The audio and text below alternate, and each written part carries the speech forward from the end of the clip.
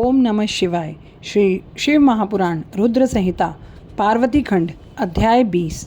ब्रह्मा जी का शिव की क्रोधाग्नि को वडवानल की संज्ञा दे समुद्र में स्थापित करके संसार के भय को दूर करना, शिव के विरह से पार्वती का शोक तथा नारद जी के द्वारा उन्हें तपस्या के लिए उपदेश पूर्वक पंचाक्षर मंत्र की प्राप्ति। ब्रह्मा जी कहते हैं, नारद, जब भगवान रुद्र के तीसरे नेत्र से प्रकट हुई अग्नि ने कामदेव को शीघ्र जलाकर भस्म कर दिया, तब वह बिना किसी प्रयोजन के ही प्रज्वलित हो सब ओर फैलने लगी। इसे चराचर प्राणियों सहित तीनों लोकों में हाहाकार मच गया। संपूर्ण देवता और ऋषि तुरंत मेरी शरण में आए। उन सब ने अत्यंत व्याकुल होकर मस्तक झुका दोनों हाथ जोड़ मुझे प्रणाम किया और मेरी स्तुति करके दुख से निवेदन किया। वह सुनकर मैं भगवान शिव का स्मरण करके उसके हेतु का भली भांति विचार कर तीनों लोगों की रक्षा के लिए विनीत भाव से वहां पहुंचा। वह अग्नि ज्वाला मालाओं से अत्यंत उद्दीप्त हो जगत को जला देने के लिए उद्यत थी, परंतु भगवान शिव की कृपा से प्राप्त हुए उत्तम तेज के द्वारा मैंने उसे तत्काल स्तभित कर दिया। मुने, त्रिलोकी को दग्ध करने की इच्छा रखने वाली उस क्रोधमय अग्नि को मैंने एक ऐसे घोड़े के रूप में परिणत कर दिया जिसके मुख से सौम्य ज्वाला प्रकट हो रही थी। भगवान शिव की इच्छा से उस वाड़व शरीर घोड़े वाली अग्नि को लेकर मैं लोकहित के लिए समुद्र तट पर गया। मुझे आया देख समुद्र एक दिव्य पुरुष का रूप धारण करके हाथ जोड़े मेरे पास आया। मुझ संपूर्ण लोकों के पितामह की भली भांति विधिवत स्तुति वंदना करके सिंधु ने मुझसे प्रसन्नतापूर्वक कहा, सर्वेश्वर ब्रह्मन, आप यहाँ किस लिए पधारे हैं? मुझे अपना सेवक समझकर इस बात को कहिए। सागर की बात सुनकर भगवान शंकर का स्मरण करके लोकहित का ध्यान रखते हुए मैंने उससे प्रसन्नतापूर्वक कहा, तात समुद्र, तुम बड़े बुद्धिमान और संपूर्ण लोकों के हितकारी हो। मैं शिव की इच्छा से प्रेरित हो हार्दिक प्रीति पूर्वक तुमसे कह रहा हूँ, यह भगवान महेश्वर का क्रोध है जो महान शक्तिशाली अश्व के रूप में उपस्थित है। यह कामदेव को दग्ध करके तुरंत ही संपूर्ण जगत को भस्म करने के लिए उद्यत हो गया था। यह देख पीड़ित हुए देवताओं की प्रार्थना से मैं शंकर इच्छावश हो वहाँ गया और उस अग्नि को स्थगित किया। फिर उसने घोड़े का रूप धारण किया और उसे लेकर मैं यहाँ आया हूँ। जलाधार, मैं जगत पर दया करके तुम्हें यह आदेश दे रहा हूँ, इस महेश्वर के क्रोध को जो वाडव का रूप धारण करके मुख से ज्वाला प्रकट करता हुआ खड़ा है, तुम प्रलय काल पर्यंत धारण किए रहो। सरित पते, जब मैं यहाँ आकर वास करूँगा तब तुम भगवान शंकर के इस अद्भुत क्रोध को छोड़ देना। तुम्हारा जल ही प्रतिदिन इसका भोजन होगा। तुम यत्नपूर्वक इसे ऊपर ही धारण किए रहना, जिससे यह तुम्हारी अनंत जलराशि के भीतर ना चला जाए। ब्रह्मा जी कहते हैं, नारद, मेरे ऐसा कहने पर समुद्र ने रुद्र की क्रोधाग्नि रूप वडवानल को धारण करना स्वीकार कर लिया, जो दूसरों के लिए असंभव था।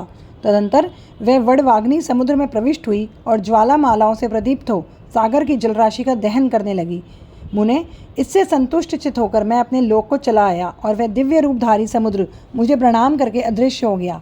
महामुने, रुद्र की उस क्रोधाग्नि के भय से छूटकर संपूर्ण जगत स्वस्थता का अनुभव करने लगा और देवता और मुनि सुखी हो गए।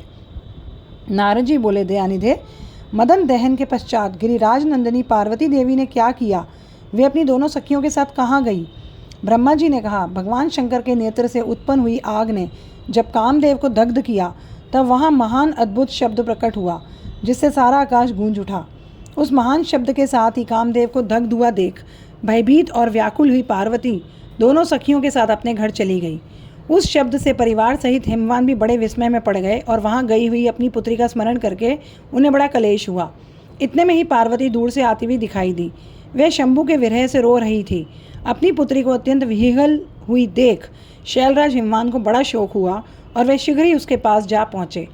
वे मेरे हाथ से उसकी दोनों आंखें पोंछकर बोले, शिवे, रो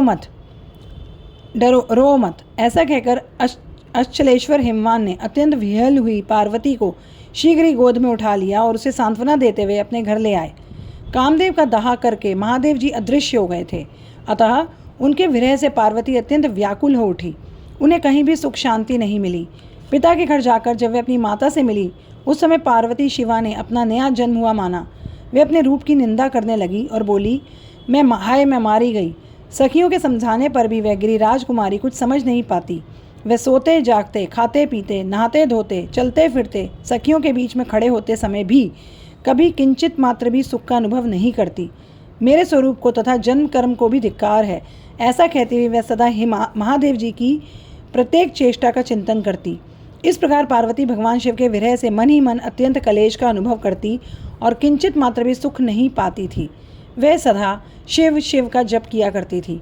शरीर से पिता के घर में रहकर भी वे चित्त से पिनाक पाणी भगवान शंकर के पास पहुंची रहती थी। शिवा शोकमग्न हो बारंबार मूर्छित हो जाती थी। शैलराज हिमवान, उनकी पत्नी मेनका तथा उनके मैनाक आदि सभी पुत्र जो बड़े उदार चेता थे, उन्हें सदा सांत्वना देते रहते थे, तथापि वे भगवान शंकर को भूल न सकी। बुद्धिमान देवर्षि, तदंतर एक दिन इंद्र की प्रेरणा से इच्छानुसार घूमते हुए तुम हिमालय पर्वत पर गए। उस समय महात्मा हिमवान ने तुम्हारा स्वागत सत्कार किया और कुशल मंगल पूछा। फिर तुम उनके दिए हुए उत्तम आसन पर बैठे। तदंतर शैलराज ने अपनी कन्या के चरित्र का आरंभ से ही वर्णन किया। इस तरह उसने महादेव जी की सेवा आरंभ की और किस तरह उनके द्वारा कामदेव का दहन हुआ, ये सब कुछ बताया। मुने, ये सब सुनकर तुमने गिरिराज से कहा, शैलेश्वर, भगवान शिव का भजन करो। फिर उनसे विदा लेकर तुम उठे और मन ही मन शिव का स्मरण करके शैलराज को छोड़ शीघ्र ही एकांत में काली के पास गए।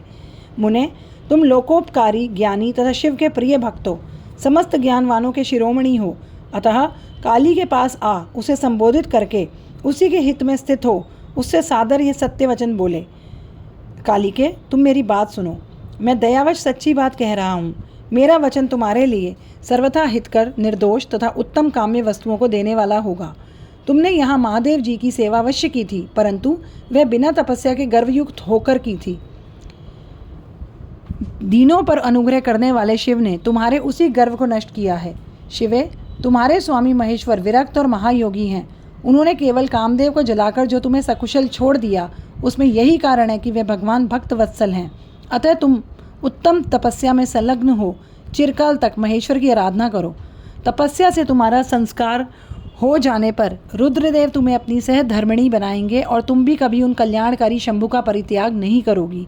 देवी, तुम हठपूर्वक शिव को अपनाने का यत्न करो। शिव के सिवा दूसरे किसी को अपना पति स्वीकार न करना।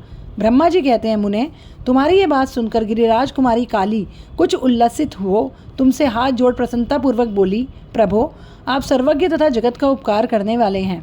मुने, मुझे रुद्रदेव की आराधना के लिए कोई मंत्र दीजिए। ब्रह्मा जी कहते हैं, नारद, पार्वती का ये वचन सुनकर तुमने पंचाक्षर शिव मंत्र नमः शिवाय का उन्हें विधिपूर्वक उपदेश दिया। साथ ही उस मंत्र राज में श्रद्धा उत्पन्न करने के लिए तुमने उसका सबसे अधिक प्रभाव बताया। तुमने कहा, देवी, इस मंत्र का परम अद्भुत प्रभाव सुनो। इसके श्रवण मात्र से भगवान शंकर प्रसन्न हो जाते हैं। यह मंत्र सब मंत्रों का राजा और मनवांछित फल को देने वाला है। भगवान शंकर को बहुत ही प्रिय है और साधक को भोग और मोक्ष दोनों देने में समर्थ है। सौभाग्यशालिनी, इस मंत्र का विधिपूर्वक जप करने से तुम्हारे द्वारा आराधित हुए भगवान शिव अवश्य और शीघ्र तुम्हारी आंखों के सामने प्रकट हो जाएंगे। शिवे, शौच संतोष आदि नियमों में तत्पर रहकर भगवान शिव के स्वरूप का चिंतन करती हुई तुम पंचाक्षर मंत्र का जप करो। इससे आराध्य देव शिव शीघ्र ही संतुष्ट होंगे। साध्वी, इस तरह तपस्या करो। तपस्या से महेश्वर वश में हो सकते हैं। तपस्या से ही सबको मनवांछित फल की प्राप्ति होती है, अन्यथा नहीं। ब्रह्मा जी कहते हैं, नारद, तुम भगवान शिव के प्रिय भक्त और इच्छानुसार विचरने वाले हो। तुमने काली से उपयुक्त बात कहकर देवताओं के हित में तत्पर हो स्वर्गलोक को प्रस्थान किया। तुम्हारी ये बात सुनकर उस समय पार्वती बहुत प्रसन्न हुई। उन्हें परम उत्तम पंचाक्षर मंत्र प्राप्त हो गया था। अध्याय 20 और 21 समाप्त। ओम नमः शिवाय।